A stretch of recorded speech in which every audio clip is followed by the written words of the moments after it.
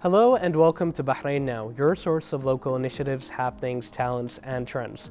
I'm your host, Khalid Hijras, here to walk you through our exciting lineup of segments and personalities from around Bahrain. So don't go away, we'll be right back.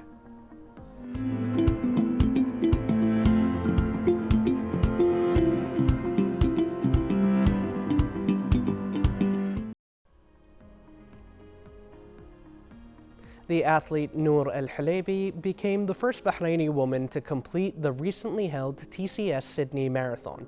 The marathon, which covered a full distance of 42.195 kilometers, has officially been recognized as the 7th ABBA World Marathon Major of 2025, meeting the criteria for a major international marathon. And to talk more about that, we are pleased to be joined by the athlete Noor Al Hulaibi here in the studio today. Welcome, how are you doing today? Good, thank you for having me in your program. It's a pleasure to have you. Now to start, we'd like to say congratulations to this incredible achievement. What inspired you to take the challenge of running the TCS Sydney Marathon? All right, to start with that, for this year, my plan wasn't to do Sydney's marathon. But just like any other marathon, me and my running friends, we always register to try our luck especially in the big majors, in the lottery. And so my running partner got a spot in the lottery. And by the way, he's Khalid Ibrahim, and he's also the first male Bahraini to run Sydney's marathon. And I just felt I had to do it with him because all our previous marathons were together. Like, we always enjoyed the stress in the start line, the challenges in the middle, and the celebration at the end of each finish line. And I wanted something bigger to challenge myself. Absolutely, and it's great to see that that was a victory, not just for yourself as a female runner, but also for your running partner as a male runner. So Bahraini runners have quite the achievements lately. Yes. They've been earning quite a lot. And how did you prepare both physically and mentally for such a demanding race of over 42 kilometers? So speaking about the physical part, I have always a structured program with my coach, which includes, of course, increasing the running mileage every week, the nutrition, the strengthening, the speed workouts, and not forgetting the recovery part, which we all love as runners. But when it comes to the mental part, so this is the challenging part, because, you know, when you start doing all these long runs, it's very hard to stay motivated while your body is tired. And training for a marathon, you really need to train your mind, because these long runs really teaches you to stay focused, to have patience, and also you learn how to be confident in time of uncertainty. And it is very hard to do so. I can absolutely imagine. Yeah. And what can you tell us about your running journey in general? Like, was this your first marathon? Have you participated in other races before? So I do participate in a lot of half marathons and all these races, which happens especially in the Gulf region. But as a full, like, 42 kilometers marathon, it's my third. My first one was in 2024 in Seville in Spain. And after that, I've done the marathon again in 2024 in Amsterdam. So this makes this as my third full marathon. Incredible. And it's also really incredible to see that you've had experience running, you know, not just in Bahrain, but also internationally. Now, pertaining to our topic at hand, what was it like running in Sydney specifically? Oh, it's unforgettable. The crowds, the iconic landmarks, running by the harbor bridge, the finish line. I mean, just while you're running, you can just see the opera house.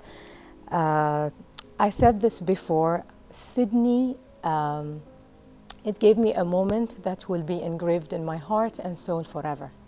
It's very beautifully said. And I can imagine, especially having achieved what you did, as well as I'm sure like the adrenaline that comes with the experience naturally. Yes. I imagine that that's something you won't be forgetting anytime soon. No. But with such a massive undertaking like this, I'm sure you faced some challenges. So if you did, what were the challenges and how did you overcome them?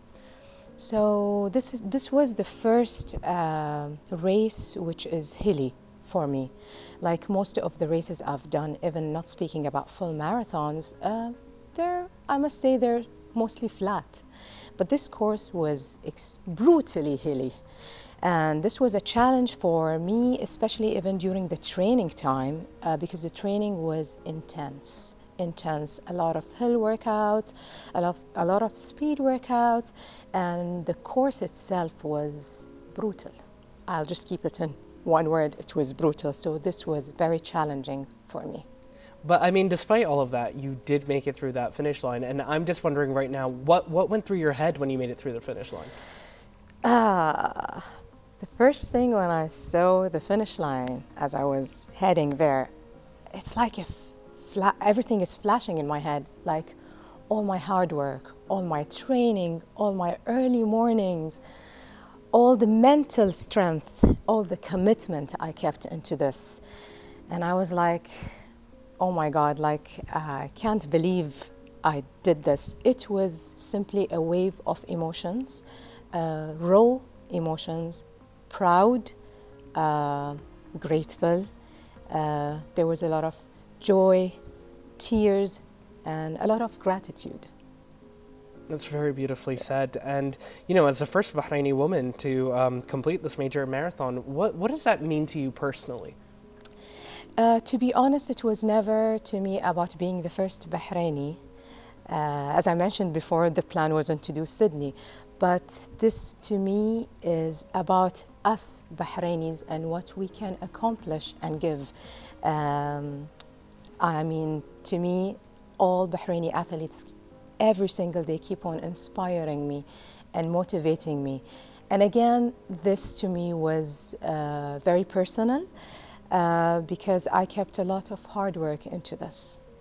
Absolutely, and I think in recent times as well, we can see the support, an increase in support and an increase in the spotlight to a lot of Bahraini athletes, and we see how capable they are, not just by their own prowess, but even in the international playing field as well. Definitely. And I'm sure you've received like a lot of support, you know, throughout your journey in running. Could you tell us a little bit more about that? Yes, the support has been always incredible. First with my mom and dad, since I was a kid. They always supported me in anything I would do. My parents are old now, but they still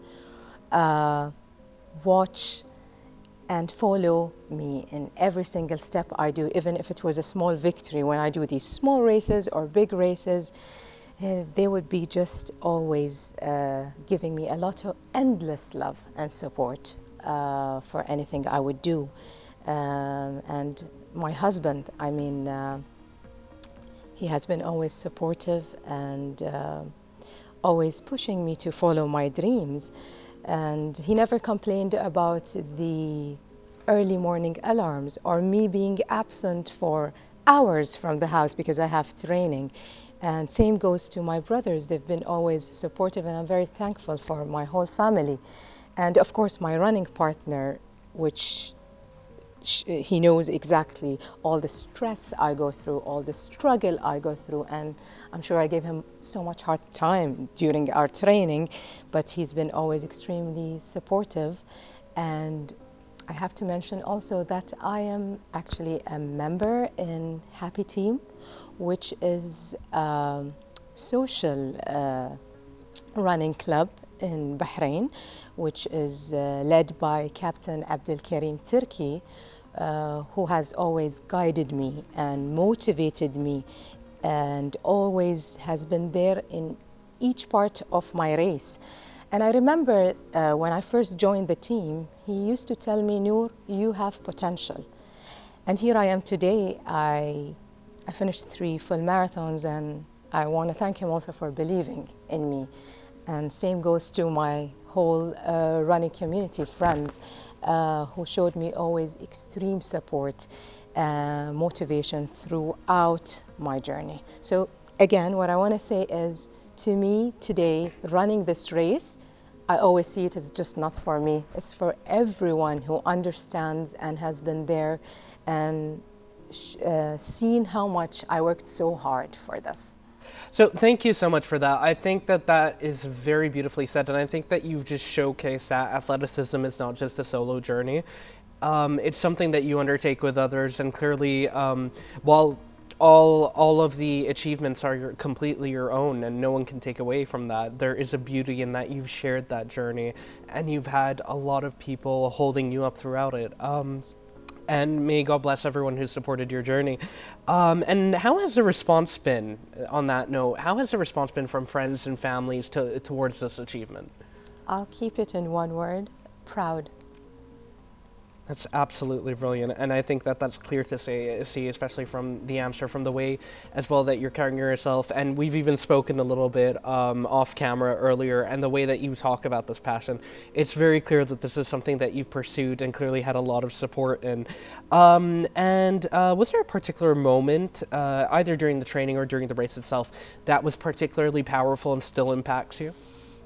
Yes, I mean, when I reached 30 kilometers in the race, I was a bit tensed because the previous race in Amsterdam didn't go very well with me because of my nutrition, and that was the time where things got bad in the 30 kilometers. So when I passed that, I was like, I felt such a relief that, okay, this is gonna be fine, you're gonna be fine, it's only 12K more. And to me, that's a moment which mentally was very challenging for me.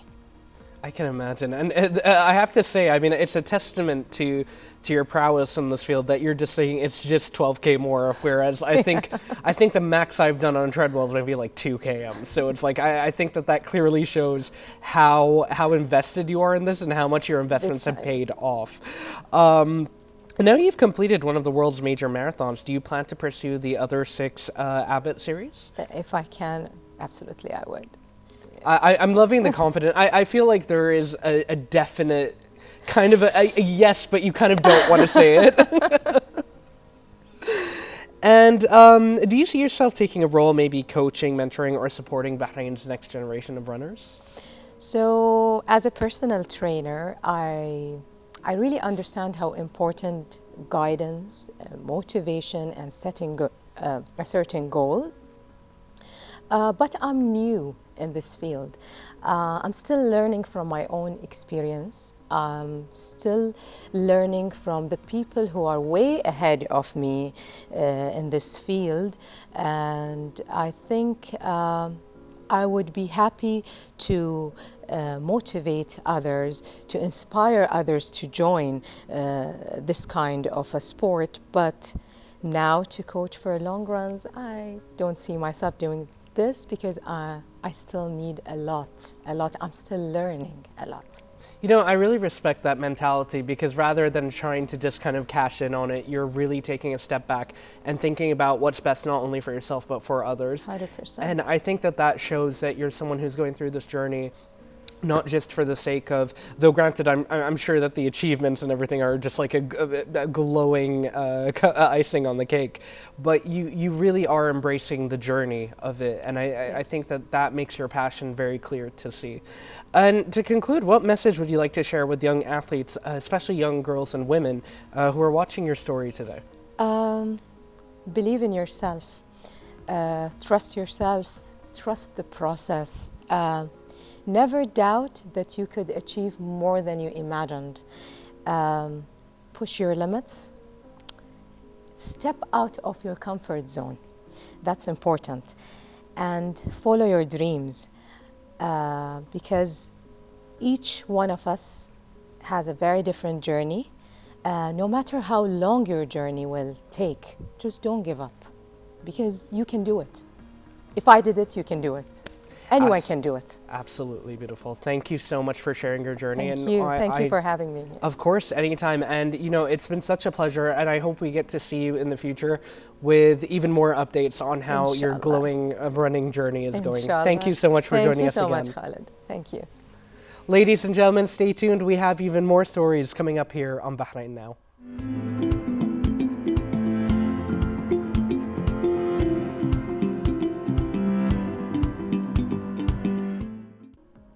And now let's take a look at what's going on beyond the studio in the following report.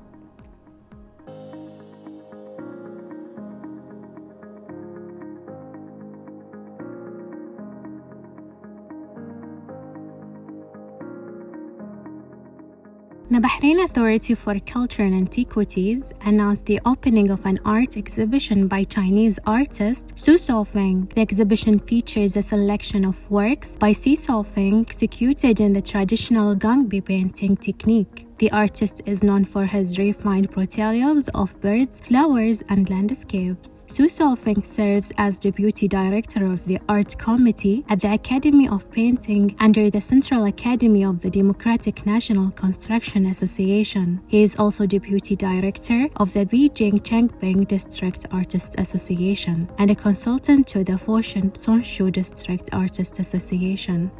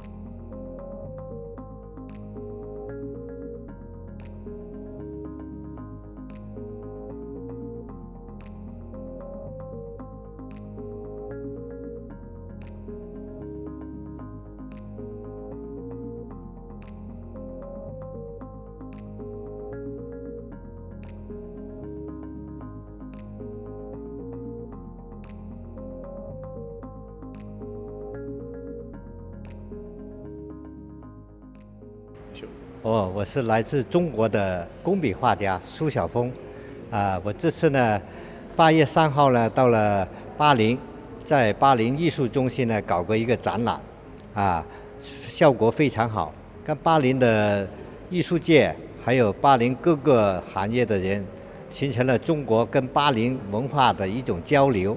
今天呢又来到了谢克梅艺术馆，举办我个人的工笔画的画展。这个画展呢，因要参加这个展览的时候呢，我们感觉非常深。巴林是一个非常宽容的国家，它的美丽的城市给我留下了很深的印象。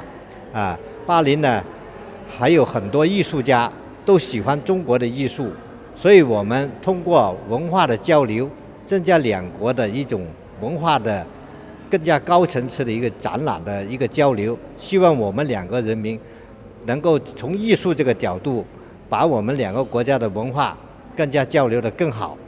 Mr. Su Xiaofeng, he's a special artist. He's known for his art that specialized in one technique that is exclusively for 3 people only. He's one of them.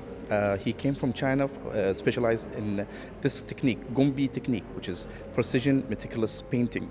And what is especially about this one, he's focusing on bird, flower paintings.